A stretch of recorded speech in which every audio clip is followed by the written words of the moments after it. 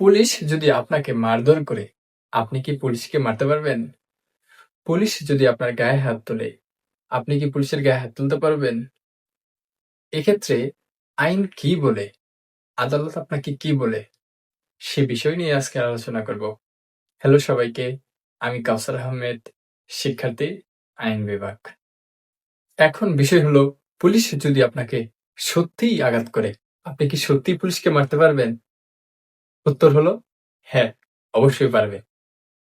বাংলাদেশের দণ্ডবিধি ধারা ৯৬ এ বলা হয়েছে, আত্মরক্ষার জন্য কোনো কাজ কখনো অপরাধ নয়। একইভাবে ধারা ৯৭ বলা হয়েছে, নিজের এবং অন্যের সম্পত্তি রক্ষা অপরাধ নয়। অর্থাৎ আপনি নিজের এবং অন্যের সম্পত্তি রক্ষার অধিকার নিজের কাছে রাখেন। কেউ যদি আপনাকে অবৈধভাবে আক্রমণ করে, আপনি অবশ্যই তার প্রতিরোধ করতে পারবেন। যা এই দুইটি ধারা থেকে আমরা স্পষ্ট বুঝতে পেরেছি। তার মানে উত্তর দাঁড়ায় হ্যাঁ, পুলিশ আপনাকে আঘাত করলে আপনিও পুলিশকে আঘাত করতে পারবেন। তবে শর্ত সাপেক্ষে। কি পুলিশকে মারতে পারবেন বলে অনেক খুশি লাগছে? এক সেকেন্ড। ধারা ৯৯ বলা আছে, পুলিশ যদি আইন অনুযায়ী কাজ করতে আসে, আপনি কিন্তু প্রতিরোধ করতে পারবেন না।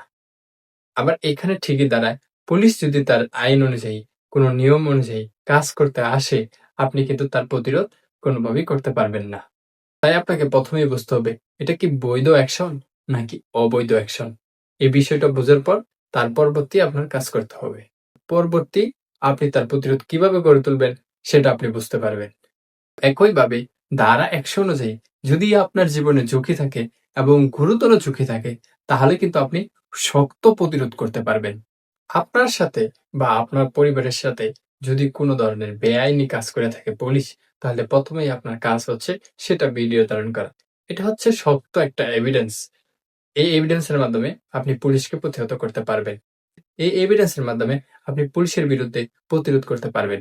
আবার একইভাবে যদি আপনাকে কেউ হুমকি দেয়, অর্থাৎ পুলিশ বা অন্য কোনো ব্যক্তি যদি আপনাকে হুমকি দেয়, তাহলে ধারা ৫০৬ অনুযায়ী আপনি সেটারও বিচার নিশ্চিত করতে পারবেন।